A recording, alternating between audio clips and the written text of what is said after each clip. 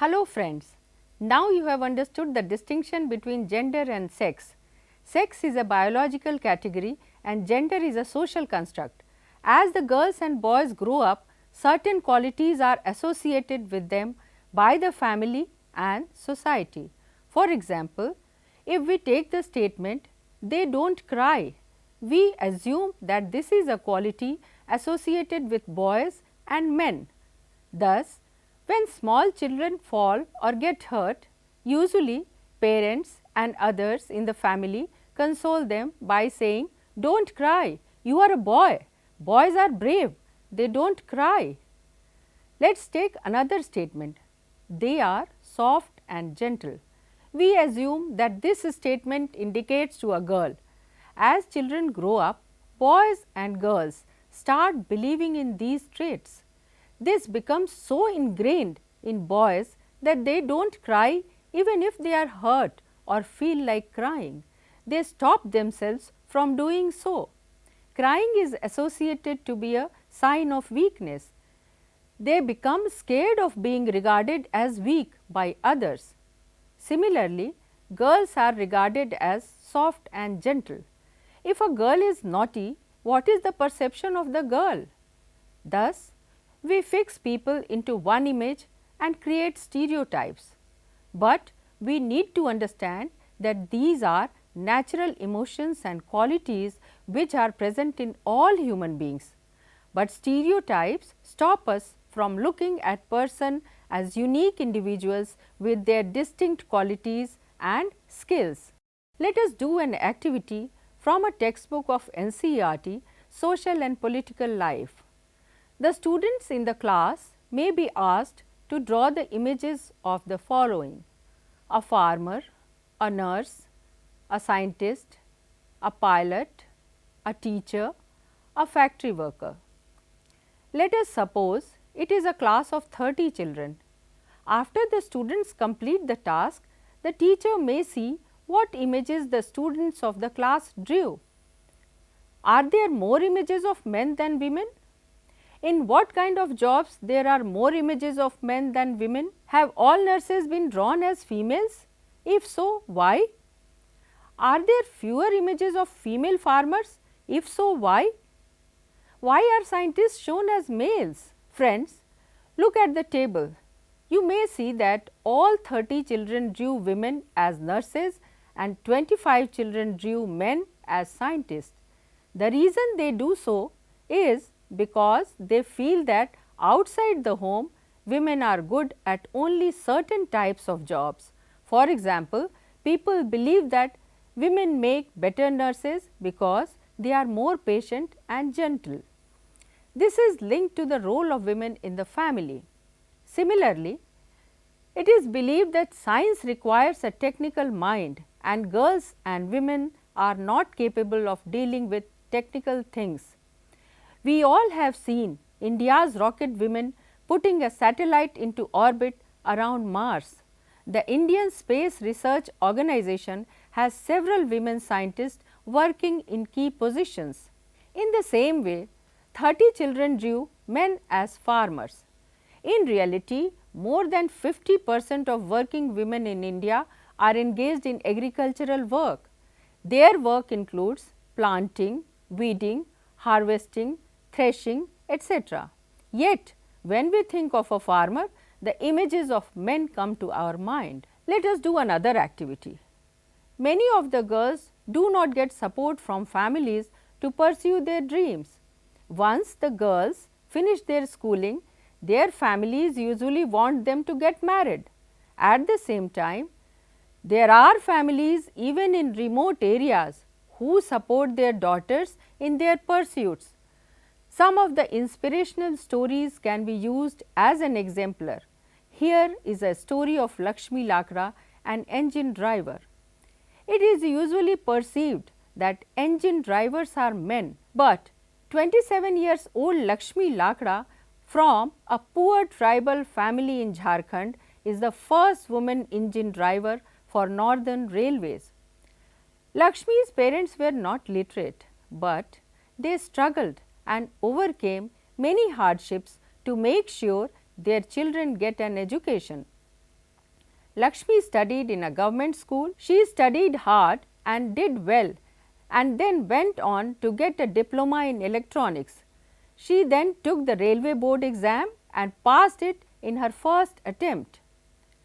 Lakshmi says, I love challenges, and the moment somebody says it is not for girls, I make sure I go ahead and do it. Lakshmi has had to do this several times in her life, when she wanted to study electronics, when she rode motorcycles in the polytechnics, and when she decided to become an engine driver.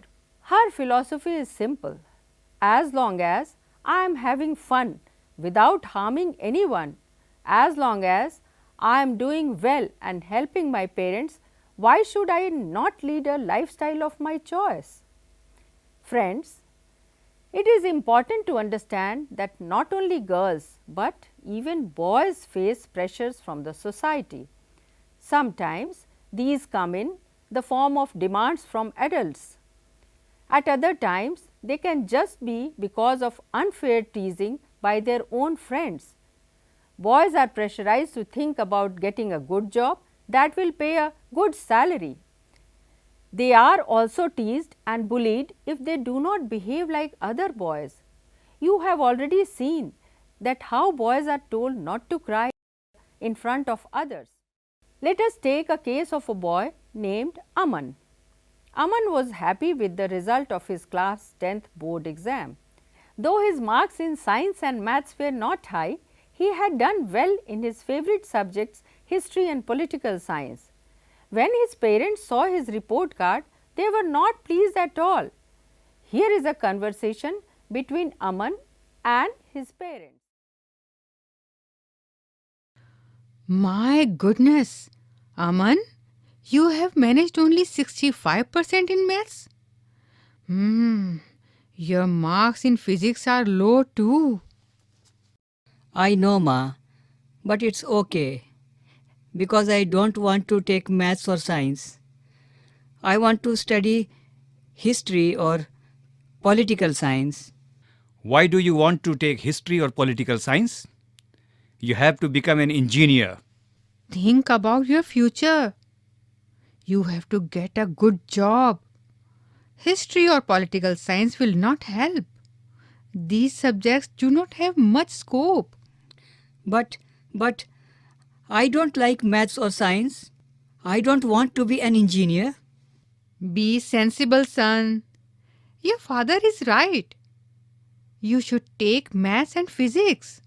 Oh yes, you can also study computers side by side. The job market for computer engineers is very good these days.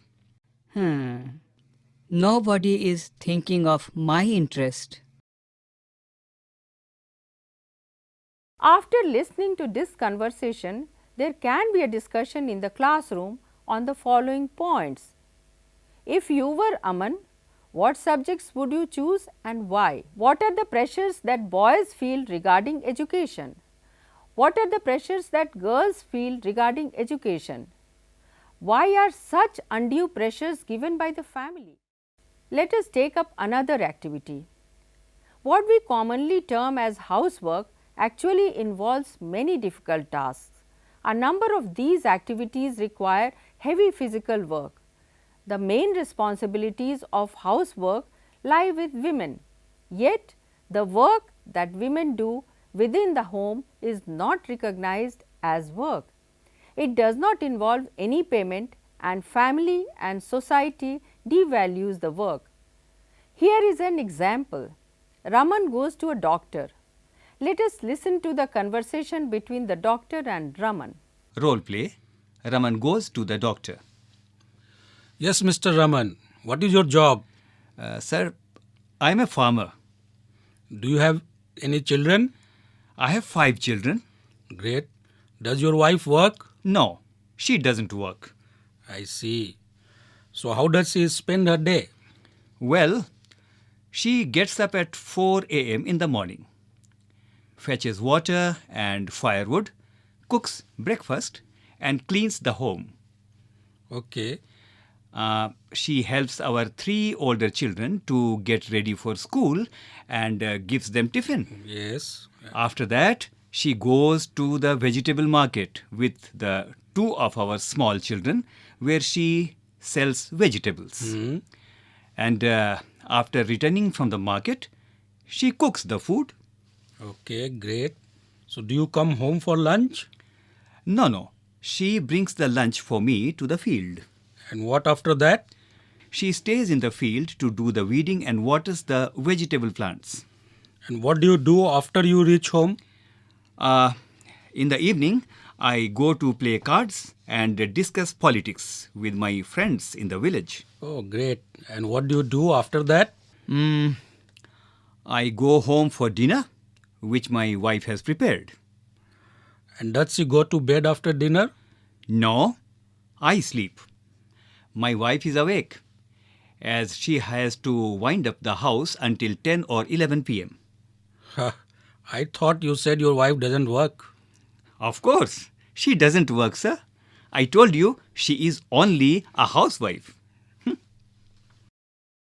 Thus, friends, as we have shown here, gender issues need to be woven into teaching, learning and other activities of the classroom and schools through discussions, storyboards, motivational stories, role plays, etc. as shown here. Hope these exemplar activities will be useful for all of you.